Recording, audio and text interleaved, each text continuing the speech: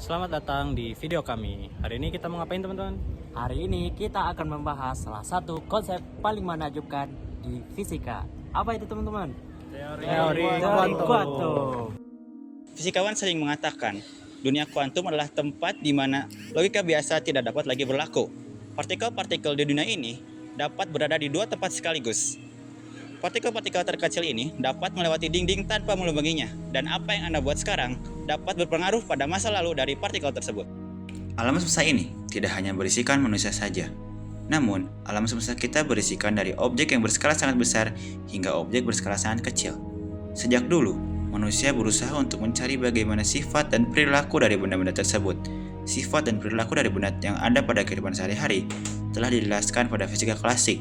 Namun, teori fisika klasik belum dapat sepenuhnya menjelaskan tentang bagaimana sifat dan perilaku dari benda berskala kuantum. Fisika modern dan fisika kuantum hadir untuk dapat menjawab pertanyaan tersebut.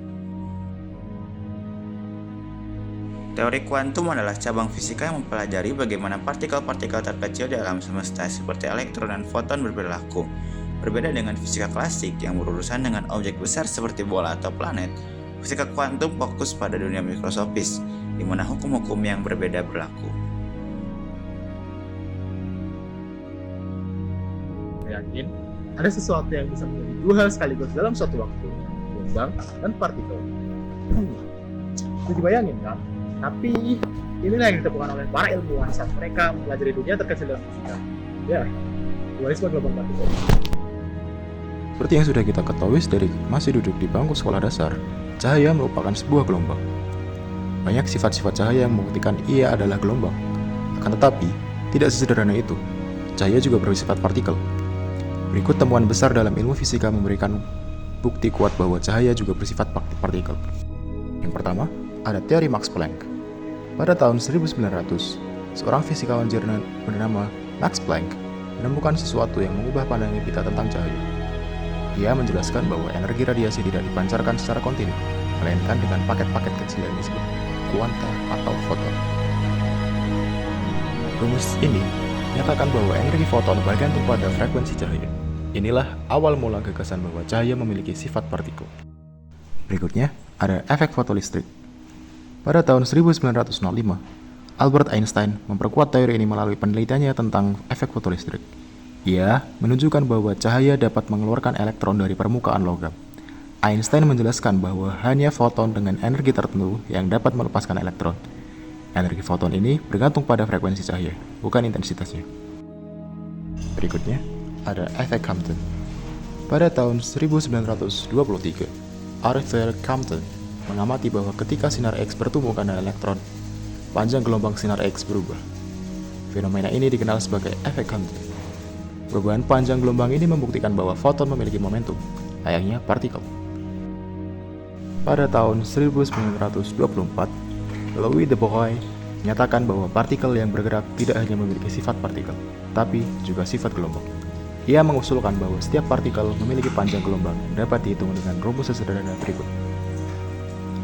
Rumus ini menunjukkan bahwa panjang gelombang partikel bergantung pada momentum. Semakin besar momentum partikel, semakin kecil panjang gelombang. Pernahkah kalian membayangkan sesuatu dalam keadaan yang berbeda berada di waktu yang sama? Ini seperti cerita fiksi ilmiah bukan? Akan tetapi, di dalam dunia kuantum, ini adalah sebuah kenyataan. Fenomena ini biasanya disebut dengan superposisi. Superposisi adalah prinsip dasar dalam fisika kuantum yang menyatakan bahwa partikel kecil dapat berada dalam beberapa keadaan atau posisi sekaligus. Ada seorang fisikawan yang membantu menjelaskan tentang superposisi. Dia adalah Erwin Schrödinger.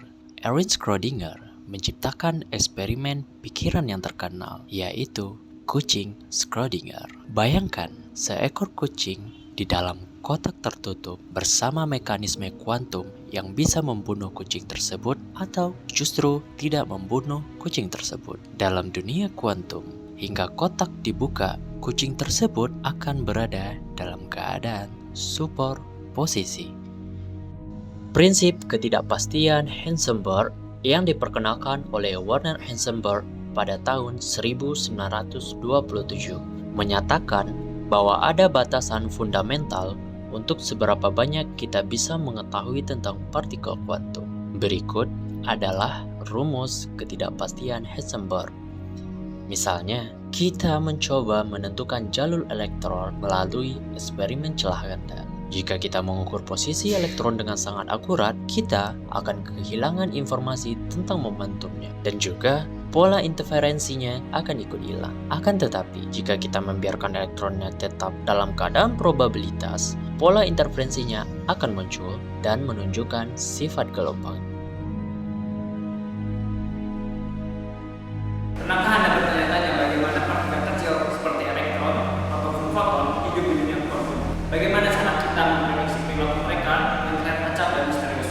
Jawabannya ada pada persamaan ketiga menurut fisika kuantum, yaitu persamaan Schrödinger. Persamaan Schrödinger adalah persamaan matematis yang menggambarkan fungsi gelombang suatu partikel yang berkembang seiring dengan waktunya.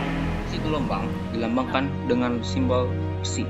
Psi tidak menunjukkan posisi partikel tersebut, tapi psi memberikan probabilitas di mana partikel mungkin berada. Secara matematis, persamaan Schrödinger dapat ditulis sebagai berikut. Dengan I habar adalah konstan kompleks, dengan habar adalah konstan Planck yang tereduksi. Do psi per do t adalah perubahan fungsi gelombang seiring waktu. Dan H adalah operator Hamilton yang mempresentasikan energi total sistem, termasuk energi kinetik dan potensial. Dalam dunia kuantum, persamaan Schrödinger menunjukkan bahwa alam semesta tidak bekerja dengan kepastian, melainkan probabilitas. Kita tidak tahu di mana elektron berada, tapi kita tahu kemungkinan besar di mana ia bisa ditemukan.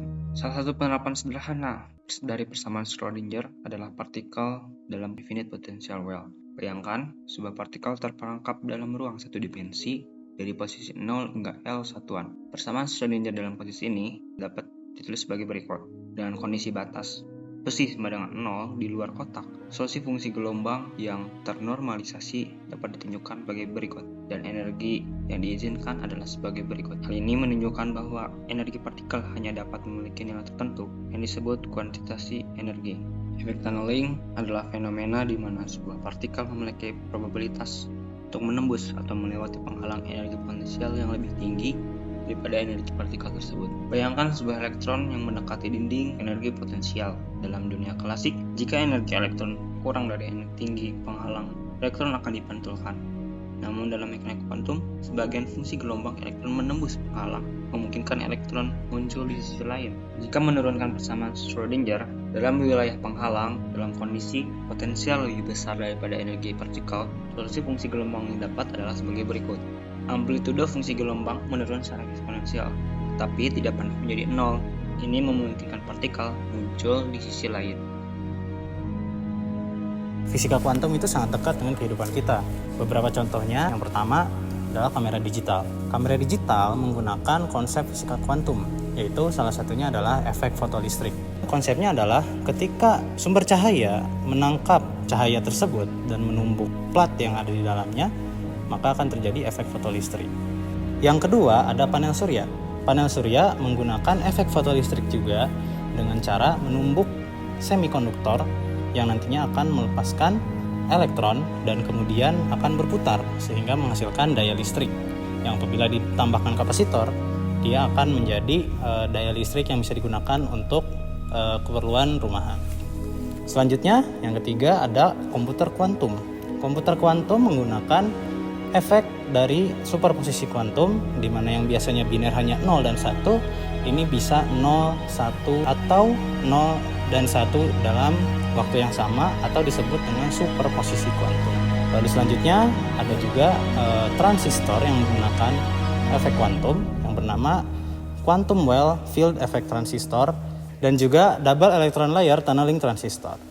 Keduanya menggunakan efek dari quantum tunneling. Dan yang terakhir ada LED atau light emitting diode, yaitu suatu dioda yang melakukan transfer elektron. Di saat proses transfer tersebut, dia melepaskan energi berupa cahaya. Terima kasih telah menonton video kami, semoga bermanfaat. Dadah!